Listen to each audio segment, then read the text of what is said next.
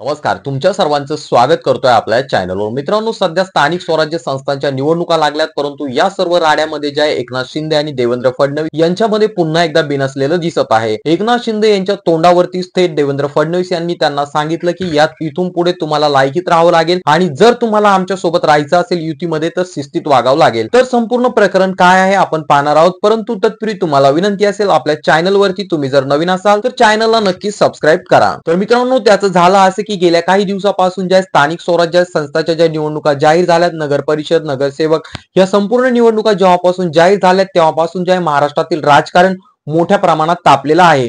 आणि त्याच पार्श्वभूमीवरती मुख्यमंत्री देवेंद्र फडणवीस यांनी ज्या एक मंत्रिमंडळाची बैठक बोलवली होती, तर त्या मंत्रिमंडळाच्या बैठकीमध्ये जे आहे देवेंद्र फडणवीस यांचे सर्वच्या सर्व मंत्री आणि त्यासोबत अजितदादा पवार गटाचे सर्वचे सर्व मंत्री खरडून आले होते. परंतु त्या बैठकीला ज्या अनुपस्थिती जी होती ती होती एकनाथ शिंदे यांच्या सर्वच्या सर्व मंत्रिमंडळाची, किंवा त्यांचा एकही मंत्री त्या ठिकाणी आला नव्हता.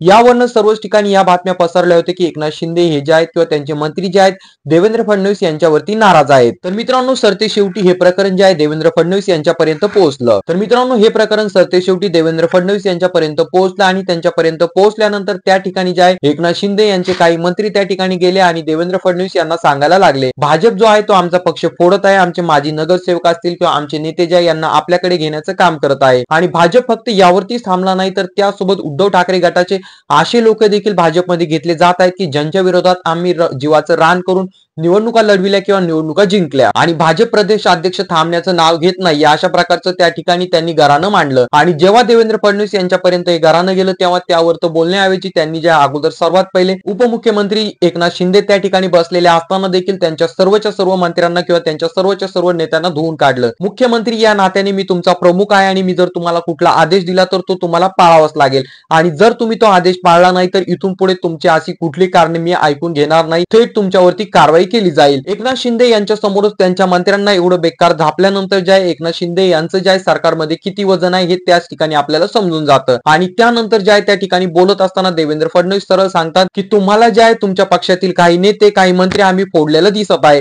परंतु उल्हासनगरमध्ये सर्वात पहिले सुरुवात कोणी केली तर सर्वात पहिले सुरुवात तुमच्या पक्षाने केली आणि त्यानंतर मग आम्ही पिक्चर दाखवायला सुरुवात केली, अशा प्रकारचं वक्तव्य करत मुख्यमंत्री देवेंद्र फडणवीस यांनी जे आहे उपमुख्यमंत्री असणारे एकनाथ शिंदे व त्यांच्या सर्वच्या सर्व नेत्यांना झापून काढलं आणि त्यांना सरळ सांगितलं इथून पुढे तुम्हाला अशा प्रकारची कारणे द्यायची असेल तर या दालनात यायचंच नाही. आणि मित्रांनो, एकनाथ शिंदे यांची नाराज होण्याची पहिलीच वेळ नाहीये. या अगोदर देखील एकनाथ शिंदे नाराज झाले होते. जेव्हा मुख्यमंत्री पदाची शपथ जे आहे देवेंद्र फडणवीस हे घेणार होते तेव्हा देखील एकनाथ शिंदे आपल्या मूळ गावी चालले गेले होते आणि त्यानंतर ती बातमी वाऱ्यासारखी पसरली होती की त्यांना मंत्रिपद मिळालं नाही म्हणून त्या ठिकाणी एकनाथ शिंदे नाराज झालेले आणि त्यानंतर ज्या मोठ्या प्रमाणात त्यावरती चर्चा झाल्या होत्या. परंतु ऐन शपथविधीच्या टायमाला जे एकनाथ शिंदे वापस आले आणि त्यांनी तो कार्यक्रम अटेंड केला होता. परंतु मित्रांनो, गेल्या काही दिवसापासून ज्या काही गोष्टी घडत आहे किंवा ज्या काही घटना सरकारमध्ये घडत आहेत त्यावरून एक गोष्ट नक्कीच दिसून येते की मुख्यमंत्री देवेंद्र फडणवीस यांच्यामध्ये आणि त्यासोबत उपमुख्यमंत्री एकनाथ शिंदे यांच्यामध्ये काही आलबेल नाहीये आणि हे सरकार काही सुरळीत चालत नाहीये किंवा यामध्ये काही ना काही गडबड आहे